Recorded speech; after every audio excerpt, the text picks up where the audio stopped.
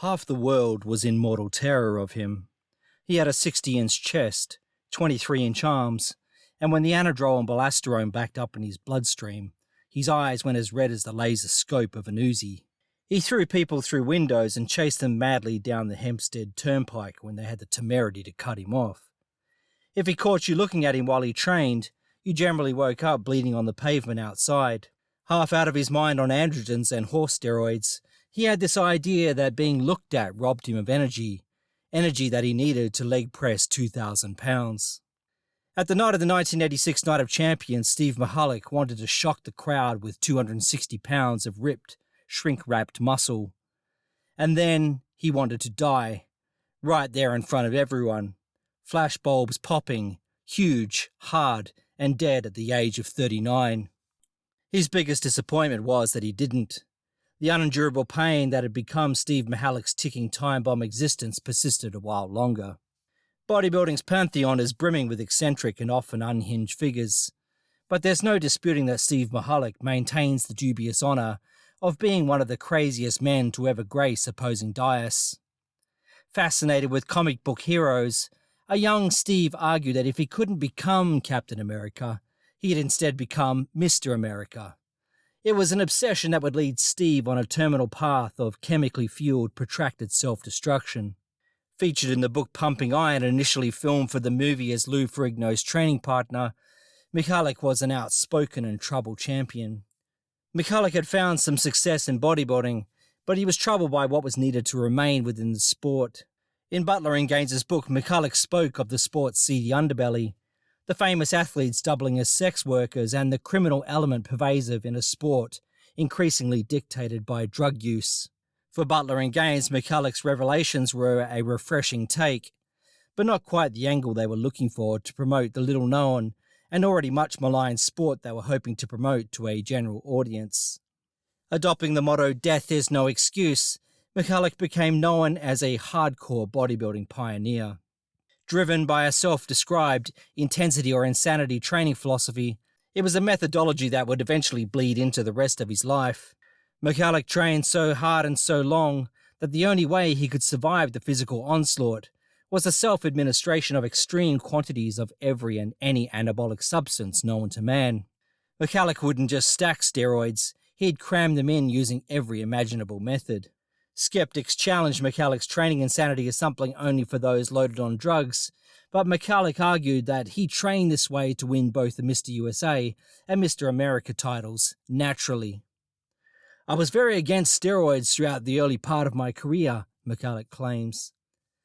Seeking to gain the favour of Iron Man magazine's editor Perry Radar, Michalik even wrote an article titled "The Death of Bodybuilding," speaking out about how steroids were ruining the sport, and as a Mr. America hopeful, he had never taken them.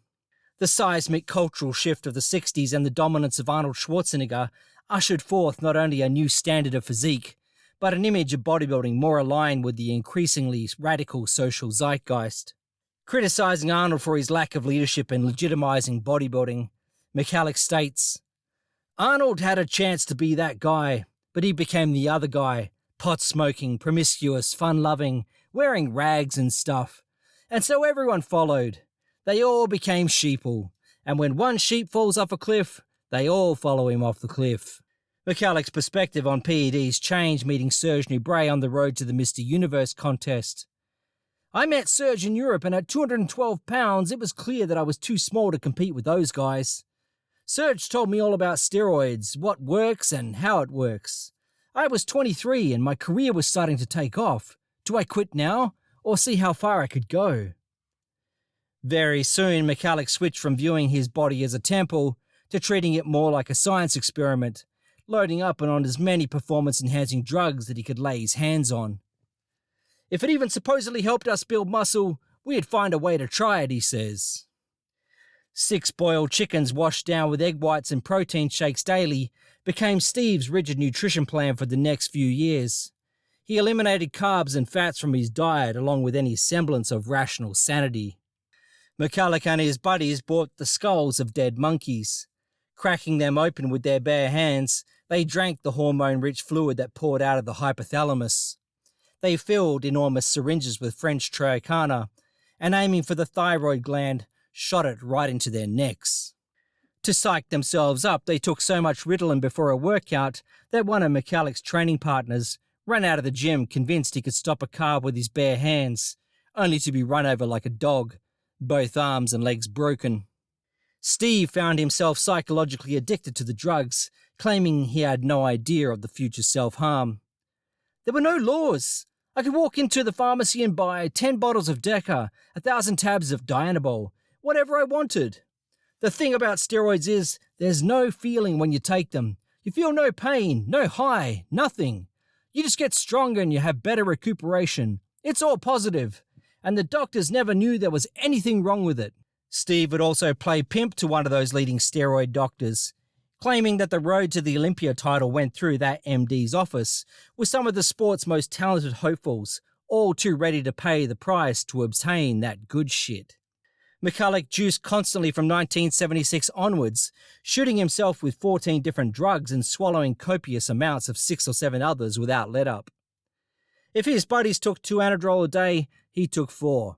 4 became 8. This along with the 10 to 12 Dianabol and the speed to get through the grueling 7-hour workouts, the bennies, the black beauties, chased down with a handful of downers at night to catch 4 hours of torturous sleep. After winning the trifecta of the Mr. America, the Universe, and the Mr. USA, Michalek was on his way to California, a potential challenger to Arnold's coveted Mr. Olympia title, when his ambitions were suddenly cut short when his car was rolled by a large dump truck. Paralysed from the waist down and confined to a wheelchair, the doctors pronounced Steve's walking days, not to mention his bodybuilding career, over. Lying in a hospital bed, armed with the teachings he had learned from Buddhist monks while on a tour of duty in Vietnam, Steve clawed his way back from wheelchair to gym to bodybuilding stage with pure grit and an assortment of his chemical helpers. For his 1980 comeback, TV commentator Arnold Schwarzenegger introduced Steve as the Phantom. Steve placed a respectable 4th, and the Phantom nickname stuck. With his eyes on stardom, Michalek ironically appeared in Butler and Gates' 1985 Pumping Iron follow-up as the contrived trainer to female behemoth Bev Francis, and the added role of guest poser for that show. Steve's health soon started declining at a precipitous velocity, the pain of 10 years of shotgunning steroids taking its toll. Baseball-sized liver tumours, heart failure, and kidney disease necessitated a kidney transplant in 2011. Michalek's joints resembled fish jelly, his blood pressure so high he had to pack his nose to stop the bleeding. Pissing blood for months, his whole body in spasm, Steve Jr., his 8-year-old son, packed his skull with ice to take the edge off a perpetual migraine. The painkiller addiction came next, and eventually his prize muscle, his raison d'etre, lost their hardness. Collapsing on stage in head-to-toe convulsions at a show in Toronto, the promoters disgraced hauled him off by the ankles. By his early 40s, Michalek claimed to have quit all steroid use, and he began a new life as a healthy living advocate and anti-steroid crusader. He continued to train and inspire others, although a darker side persisted.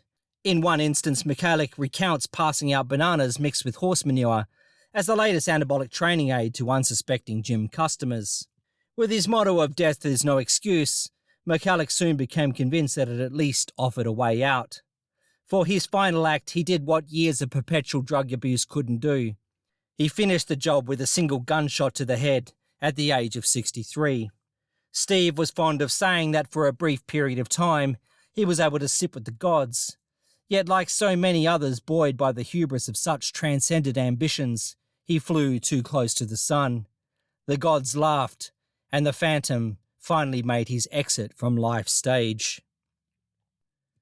Contest promoter Wayne D'Amelia searched frantically for guest poser Pete Grimkowski, only to find him in his room hooked up to half a dozen IV bags full of various drugs coursing through his veins in the lead-up to the show. D'Amelia describes the scene as some kind of mad science chemistry project, and for that, he wasn't half wrong. For almost 2 decades, Pete Grimkowski became a self-described, drug-enhanced walking chemistry project.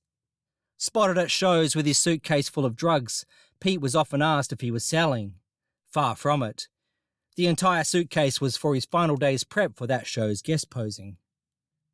After training like a madman for the 1970 AAU Junior Mr. USA, Pete Grimkowski had his ass handed to him by a chemically fueled competition who dwarfed both his size and glaring naivete.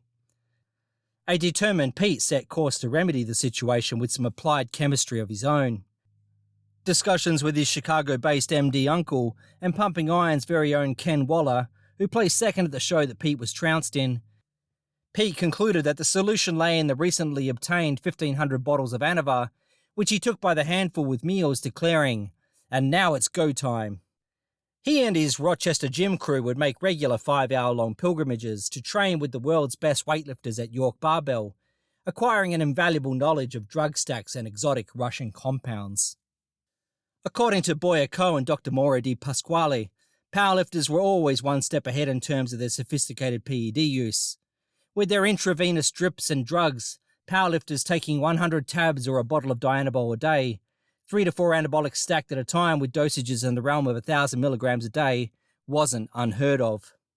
Eventually outgrowing the mediocre constraints of the Rochester YMCA, Pete pooled his money with other gym members, buying his own training facility in 1970.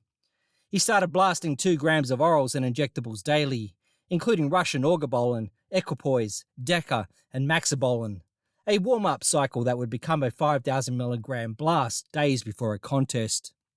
And at $15 for a bottle of Anavar, one could hardly quibble the economic viability of such a strategy. Liaising with the range of doctors who advocated long-term use to keep his receptor sites open, the megadosing only escalated as Pete's knowledge expanded in parallel with his gains. Volunteering with his training partner to be studied by doctors at the University of Rochester on the effects of megadosing PEDs, Pete was required to supply regular blood work and honest reports of what he was taking for the medical record. Zero side effects of those protocols provided Pete the green light to keep ramping the dosages higher.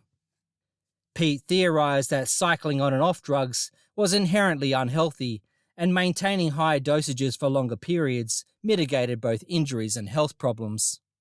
Pete reasoned that beagle dogs were given 3,000 milligrams of steroids per kilogram of body weight per day, so he would have no issues using 27 cc spread over 9 shots, along with 5 bottles of orals, a total of 10,000 milligrams every day for 3 weeks before a show. Additional research on the effects of Grimkowski's very liberal use of Clomid and Novaldex to counteract the estrogenic side effects were notable for those believing that the early-era guys didn't use these ancillaries. Pete battled it out in the 70s in the AAU in stacked lineups of 40 competitors for the then prestigious Mr. America title, in contrast to the IFBB Olympia's paltry 3-man shows. Pete was easily one of the first mass monsters, displaying never-before-seen levels of thickly slabbed muscle that far outclassed any of the men in either federation in terms of pure mass. Pete was one of the first men to compete at over 240 pounds, far outmassing even Arnold, who at a few inches taller never weighed more than 235 come showtime. And although the AAU, like the IFBB, turned a blind eye to PED use, it didn't take too favourably to Pete's vocal honesty on the subject. Pete won the 1970 Eastern AAU Mr. America and the 71 Mr. USA, but his candid take on drug use potentially hurt his placings in the 71, 72 and 73 AAU Mr. America title shots, placing second to Casey Viator, Steve McCulloch and Jim Morris in controversial and bizarre circumstances. The fact that Pete's chief rival, super snitch Steve McCulloch, informed the judges about Pete's drug use didn't help his placings. It was still the era where the smartest thing to say on the topic was nothing at all. Frustrated with his placings, Arthur Jones told Pete that he would simply have to pay his dues and wait his turn. Never a slave to the constraints of someone else's game, Pete said fuck it, cycling off gear and sitting out all competition until 1977. This decision was no doubt motivated by the FBI pressuring Pete to testify against the Russian mobsters who co-owned Pete's gym. Slimming down to a svelte 190, Pete fled to Florida with future business partner Tim Kimber in 77 with a minimum of cash, clothes, and a Corvette with no brakes, a story magnificently recounted in Mark Martinez's amazing documentary, Dream Big. I went down there with a big box of roids, slept on the roof of the gym, and trained only at night. I'd eat only 1 food meal a day, along with 5 protein drinks. When I left for California 4 months later, I was 258, cut up and diced. With both contests held on the West Coast, Pete decamped to California with a plane ticket fortuitously paid for by another future business partner, Ed Connors. With $63 in his pocket, Pete took up residence under the Santa Monica Pier, lived on a once-a-day mega feast of McDonald's burgers fished out of the bin, along with 5 protein shakes. With his new job as gym cleaner, Pete slept all day, training throughout the night from midnight to 7 a.m., 4 days per week. Waking at 11 a.m., he'd load his first 3 shots for the day, tan in the sun for a few hours, take his next 3 shots, and begin his feeding frenzy. Under the spell of professional hypnosis and his trusty suitcase full of drugs, Pete completed his 100-set workouts with McCulloch-like insanity. Grimkowski would compete a few more times, but soon became burned out by his low placings. Pete body doubled for Lou Ferrigno as the Incredible Hulk, and soon after teamed up with Ed Connors and Tim Kimber, buying the hallowed Gold's Gym, turning it into the monolithic merchandising franchise, and riding the explosion of the fitness industry wave. Pete got out alive but not totally unscathed. Despite the 17 arterial blockages and open heart surgery at 53, he was one of the biggest rags to riches stories in golden era bodybuilding. A walking chemical experiment for 17 and a half years, his only regret was ever coming off at all and selling his beloved Gold's Gym to a bunch of unscrupulous corporate dickheads who royally fucked the franchise to within an inch of its once former glory. Arthur Jones once stated that God created idiots for practice, and then he made bodybuilders. In a Playboy interview, Jones proclaimed there were no experts in any industry, only those arrogant enough to announce themselves as experts, and those dumb enough to believe them. Although no bodybuilder, Arthur Jones was enigmatic, influential, and at times batshit crazy. Placed perfectly in time, Jones's seismic impact sent shockwaves through the stasis and inertia of bodybuilding dogma. The irrationality of the training scene was based on duration, the supplement market steered the ship, and the steroid insurgence was making the whole environment a massive confusion. On the drugs issue, Jones was having none of it. He was a vocal critic of steroids, claiming they had no use or value in bodybuilding. He rejected that steroids could add any more to the formula of good genetic potential and hard training. He cited Bob Peoples and Paul Anderson as 2 freaks who didn't need drugs, all but ignoring the changing physiques in the Iron Game landscape, along with the chemically assisted superhumans like Ken Patera, who would smash Anderson's records with open liberal use of anabolics. His protege, Casey Viator, was one of the most raw, talented, genetically gifted bodybuilders of all time, and under the tutelage of Jones and trainer Kim Wood, Viator was claimed to have won the 71 Mr. America at 19 without the use of drugs. With the infamous Colorado experiment conducted years later in May of 1973, Jones wanted to demonstrate that the rapid increases in muscle mass and strength using high-intensity exercise without the need for special diets or PEDs. More disingenuous sales spin than scientific experiment, the results showed the stunning amount of rebound muscle that could be regained after a period of detraining and self-induced starvation minus the use of steroids. Although Casey never exceeded his previous weight, he came within 2 kilograms of his former peak, which in such a small time frame and on so little training with or without steroids was pretty impressive for its positive ROI on time and effort invested. Compared to Arnold or Franco's 80s Olympia forays, neither of these guys even came close to replicating their former peak size or condition, despite hours of training per day, double splits, and career-level high drug use. Casey reaffirmed his natural status during Colorado, stating, "I didn't need drugs. I was gaining muscle I already had. Arthur was offering me X number of dollars per pound of muscle gained, equivalent to the price of a Corvette. If Arthur suspected I was taking steroids, the deal was off." Jones kept Casey on a very short and tightly monitored leash. Kim Jones's brother kept close watch, and it was rumored that Casey's room was bugged and searched regularly. Regardless of your thoughts on the Colorado experiment, first and foremost it's a testament to 1. Casey Viator's freak genetics, 2. The potential of muscle memory, and 3. The power of the rebound effect facilitated by a detrained and emaciated Viator, suddenly eating 6,100 calories a day and hitting each body part with high frequency in a closed-door environment. One man not convinced of Casey's Colorado drug-free status during the experiment was future HIT zealot Mike Mensa. Mensa claimed Casey confessed his drug use, a story that Viator reported blown out of context. Mike was always hounding me as to what I took in Colorado.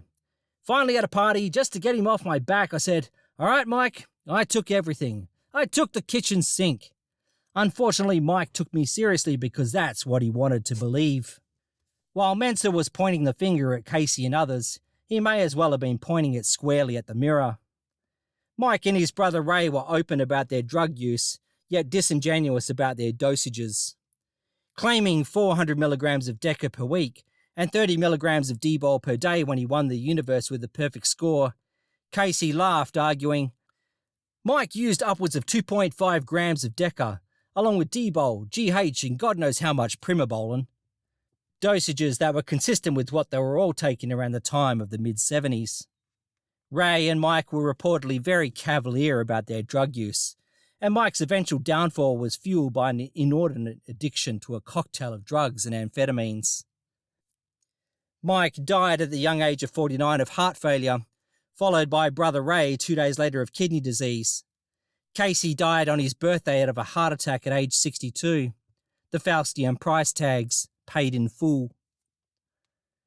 The extreme examples of these men confirm that many of the leading figures of that era were using more than a couple of Dianabol pills and a cc of primobolan 6 weeks before a contest under doctor's supervision, and that the drug use was every bit as reckless and experimental as it is today. The Promethean Ziegler, who first brought Dianabol to the masses, threw up his hands in disgust and resignation at the drug-fueled insanity he eventually witnessed. The previously mentioned Dr. Robert Kerr, once open steroid advocate, eventually turned government witness and anti-drug crusader due to athletes' reckless abuse. He stated plainly in his 1982 book, "In the 70s, powerlifters and bodybuilders took literally anything and everything that might give them gains. The usual dose recommended to novices by other bodybuilders was 100 Dianabol tablets, 100 Anavar tablets, and perhaps 40 or 50 Anadrol tablets per day. If, as Napoleon once stated, that history is a set of lies agreed upon, then some of the stories discussed here are of course apocryphal, highly exaggerated, or, given the nature of bodybuilders, flat-out lies. Take them as entertaining follies instead of educative facts. I'm not here to pedantically argue possible fictions. But what we can infer about this golden era, however, is that although the physiques may change, times may change, people's motivations and human nature never change. Young men viewing themselves as invincible rarely consider the consequences in their pursuit of glory, whether it be a plastic trophy or something as fleetingly vainglorious as a few extra pounds of muscle. Goldman's dilemma laid reality bare in his book, Death in the Locker Room, highlighting how many athletes would gladly take a drug, assuring them success in their sport, but causing their death within 5 years. But how do we reconcile this madness in an activity where the majority of its participants not only don't compete, but where those at the top of a very visual modern landscape have the power to influence others in a cycle of unending chemical insanity? That people were dying from taking steroids. Show me the bodies. Show me the bodies.